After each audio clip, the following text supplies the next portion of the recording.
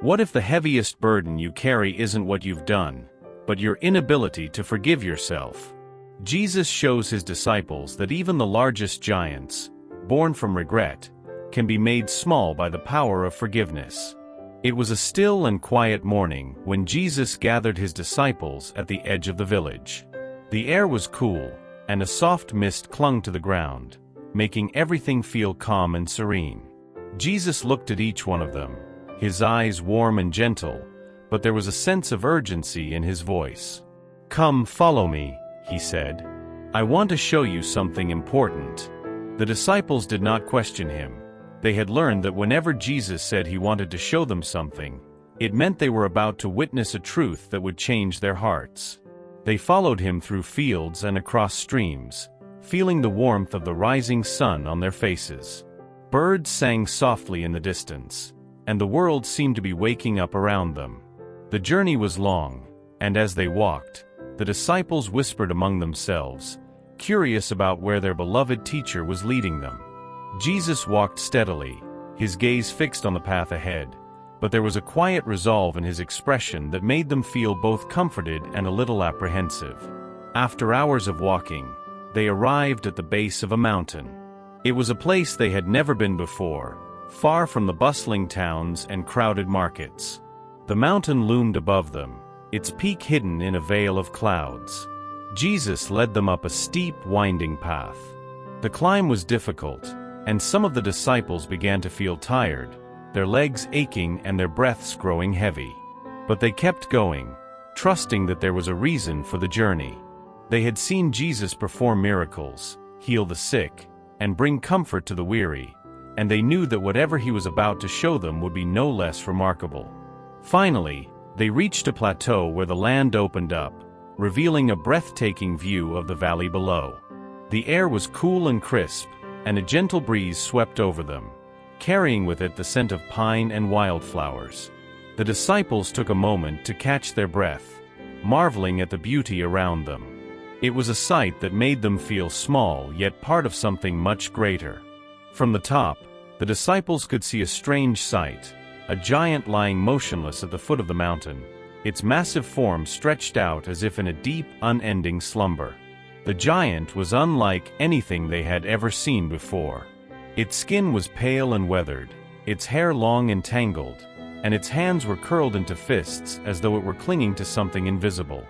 It looked peaceful, yet there was a sadness that seemed to hang over it, like a heavy mist that never lifted. The giant's arms were wrapped around itself, as if trying to hold on to something that caused it pain. "Master, what is that?" asked Peter, his voice barely above a whisper. The sight of the giant filled him with both awe and unease. It was larger than anything he had ever seen, and yet it seemed so still, so lifeless. Jesus turned to his disciples, his eyes full of wisdom and compassion. "That, my friends, is the sleeping giant of regret."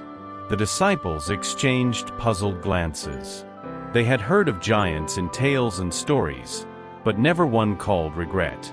The sight was both awe-inspiring and unsettling, and they could feel a weight in their hearts as they looked upon the giant's sorrowful face. "Why does it sleep there? And why is it so big?" asked John, his curiosity mixed with a hint of fear. Jesus sat down on a rock, inviting the disciples to gather around him. The sun was now high in the sky, casting a warm golden light over the valley. The disciples felt a sense of calm as they settled down, ready to listen. "Let me tell you a story," Jesus began, and the disciples leaned in, eager to hear his words.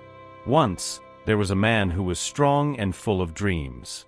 He had everything a person could want: friends, family, and a future filled with promise.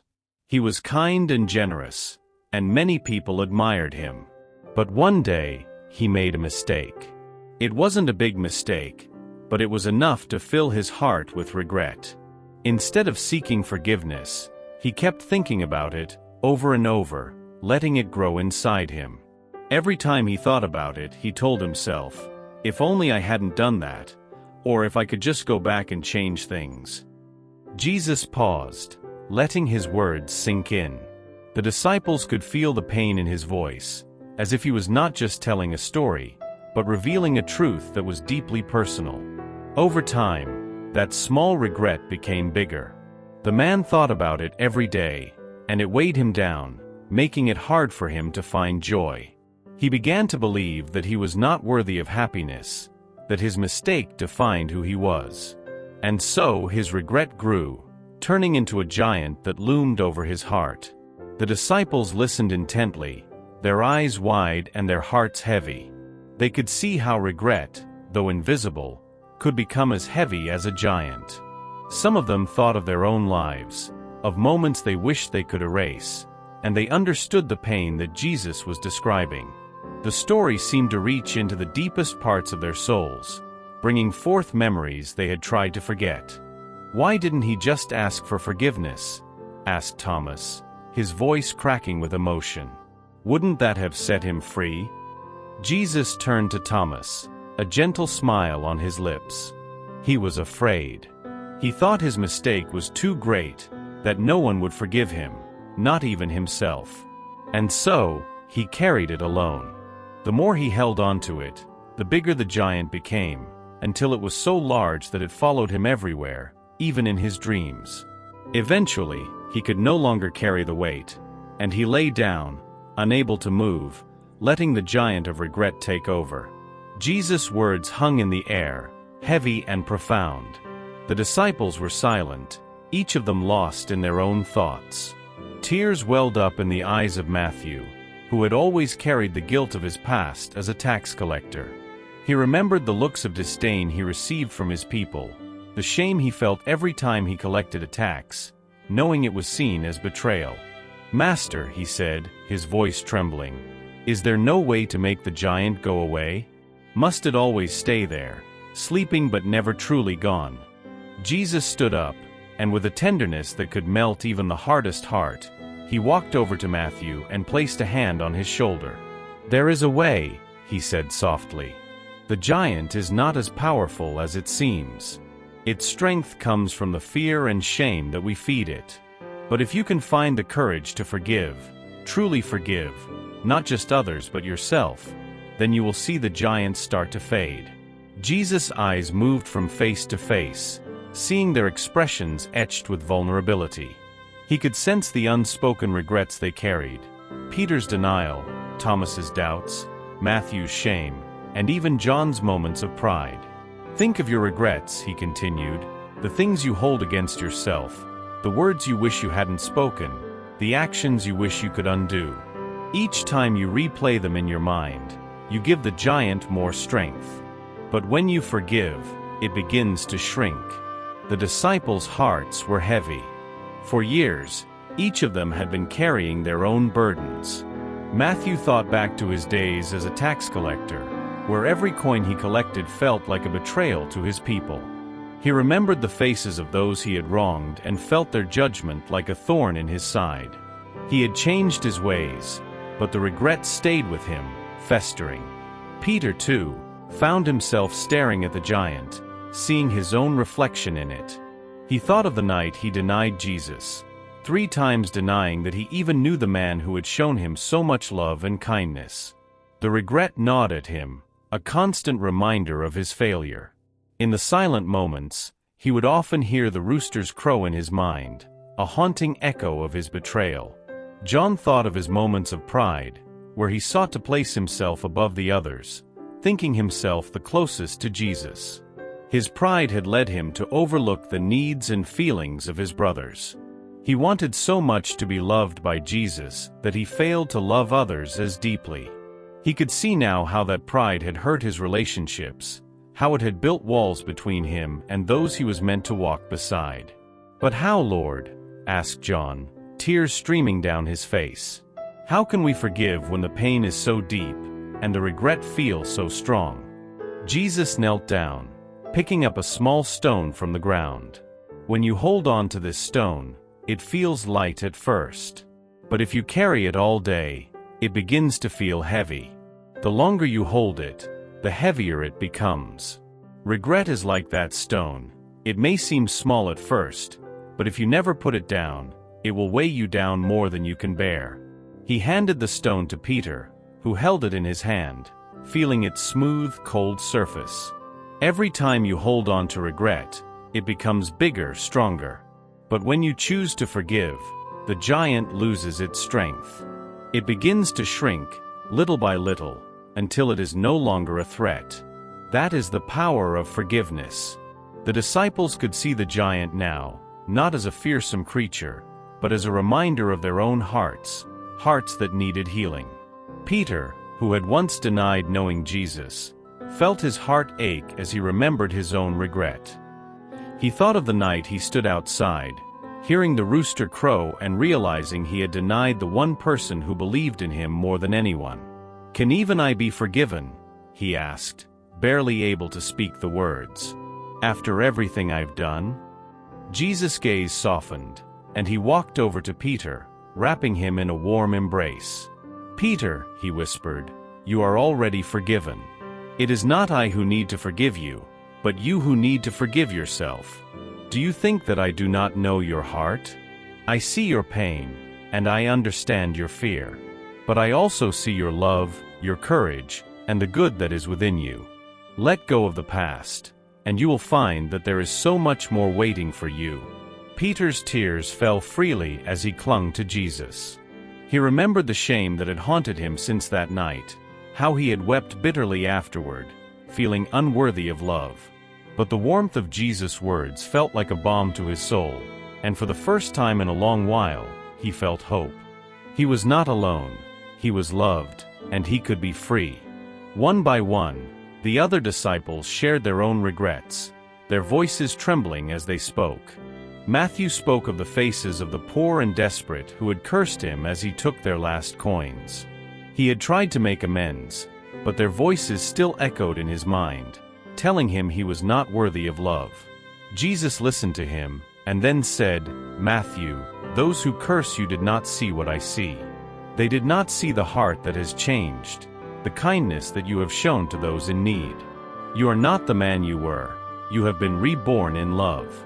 Forgive yourself, and you will be free." John shared his struggle with pride, how he always sought to be seen as the closest to Jesus, how he envied anyone who threatened that bond. He confessed how it made him bitter, and how it separated him from his brothers. Jesus placed a hand on John's chest, over his heart. "John, love is not a competition. It is not measured by how close you stand next to me, but by how deeply you reach out to others. Your love is not diminished by another's love, it grows when you share it. Forgive yourself for the moments of pride, and you will see how vast your love can become." The sun began to set, casting a golden glow over the mountain, painting the sky with shades of pink and orange. Jesus gathered his disciples one last time. They had been on this journey with him for so long, and now they felt that something within them had shifted, something had been healed. "The giant of regret may seem terrifying," he said, his voice gentle yet firm, "but it is only as powerful as you allow it to be. Remember this: no mistake is greater than the love that exists within you. Forgiveness is not about erasing the past. It is about choosing to move forward, to live, and to let the light in." As the disciples stood there, they felt a lightness in their hearts, as if a great weight had been lifted. And when they looked down at the valley below, they noticed something incredible. The giant, which had once loomed so large and fearsome, was now smaller, barely visible among the trees. It had shrunk, its form dissolving into the earth, until it was no more than a faint shadow. The disciples felt a deep sense of peace wash over them, a peace that came from knowing they had the power to heal, to forgive, and to set themselves free. And as they began to descend the mountain, they noticed something remarkable. The giant was no longer there. It had faded away, leaving only the stillness of the valley, and the promise of a new beginning. Jesus smiled, knowing that they had understood the lesson. "Forgive and be free," he said softly. "And remember, I am always with you, even when the path seems dark. There is no giant that love cannot overcome." The disciples carried that message with them, not just as words, but as a light that would guide them. They had seen how forgiveness could turn even the darkest regret into a distant memory, how love could heal wounds they thought would never close. And in their hearts, they felt something new, hope, not just for themselves, but for everyone who carried the weight of regret. For they had learned that even the largest giants, if faced with love and forgiveness, would become small enough to disappear into the light of a new day. As they returned to the village, they felt a newfound courage, a readiness to face their past without fear. They spoke openly with each other, confessing things they had kept hidden for so long, and in those moments of vulnerability, they found deeper connections. The more they shared, the lighter their hearts became. They realized that they were not alone in their struggles, that each of them had carried their own burdens, but together, they could help each other lay them down. Jesus watched them, his heart full of love and pride. He knew that the journey to forgiveness was not an easy one, but he also knew that it was the most important journey they could take. And as they walked back to the village, the night falling softly around them, the disciples felt a peace they had never known before, a peace that came from the simple, profound act of letting go. This is end of the story. Comment Amen if you believe in Jesus' blessings. Please like this video and subscribe this channel for more Jesus story like this. May the God watch over you.